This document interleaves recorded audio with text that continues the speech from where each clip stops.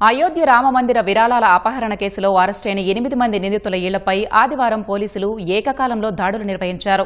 ఆలయానికి వచ్చిన నగదు, విలువైన కానుకలను లెక్కించే సమయంలో చేతివాటం ప్రదర్శించినట్లు నిందితులు ఆరోపణలు ఎదుర్కొంటున్నారు. స్థానిక మెజిస్ట్రేట్ల సమక్షంలో జరిగిన ఈ సోదాల్లో పోలీసులు పలు కీలక పత్రాలను స్వాధీనం చేసుకున్నారు.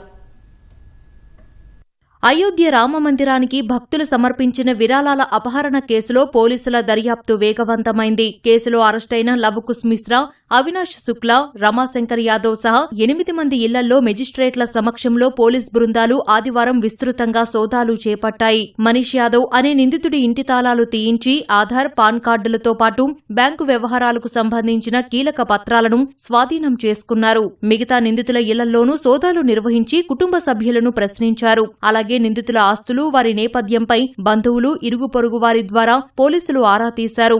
అవినాష్ శుక్లా, అనుకల్ప్ మిశ్రా, లవకుశ్ మిశ్రా, మనీష్ కుమార్ యాదవ్, కరుణేష్ పాండే, రమాశంకర్ మిశ్రా, సుభాష్ శ్రీవాస్తవ, రమాశంకర్ అలియాస్ టిన్ను యాదవ్ వీరంతా రామమందిరంలో విరాళాలు, కానుకలను లెక్కించే విభాగంలో పనిచేశారు. ఈ క్రమంలోనే వీరు భారీగా నిధులను పక్కదారి పట్టించినట్లు ఆరోపణలు వచ్చాయి. ఈ వ్యవహారంపై ఉత్తరప్రదేశ్ ప్రభుత్వం 3 సభ్యులతో ప్రత్యేక దర్యాప్తు బృందాన్ని ఏర్పాటు చేసింది.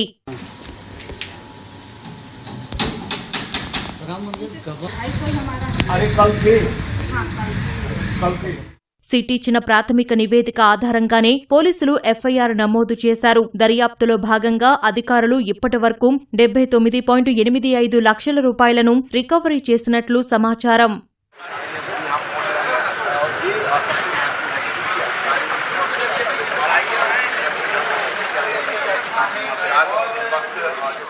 ప్రస్తుతం జూన్ 29 వరకు జ్యుడిషియల్ కస్టడీలో ఉన్న ఈ 8 మంది నిందితులను సోమవారం కోర్టులో ప్రవేశపెట్టి విచారణ నిమిత్తం తమ కస్టడీకి ఇవ్వాలని పోలీసులు కోరనున్నారు. నిందితులపై భారతీయ న్యాయ సంహితలోని దొంగతనం, నేరపూరిత నమ్మక ద్రోహం, కుట్ర తదితర సెక్షన్లతో పాటు అవినీతి నిరోధక చట్టం కింద కేసులు నమోదు చేశారు. ఈ గోల్మాల్ వ్యవహారంపై రాజకీయ దుమారం రేగుతోంది. కాంగ్రెస్, సమాజ్వాదీ పార్టీ సహా పలు ప్రతిపక్ష పార్టీలు, బీజేపీ, ఆర్ఎస్ఎస్లే లక్ష్యంగా తీవ్ర విమర్శలు గుప్పిస్తున్నాయి.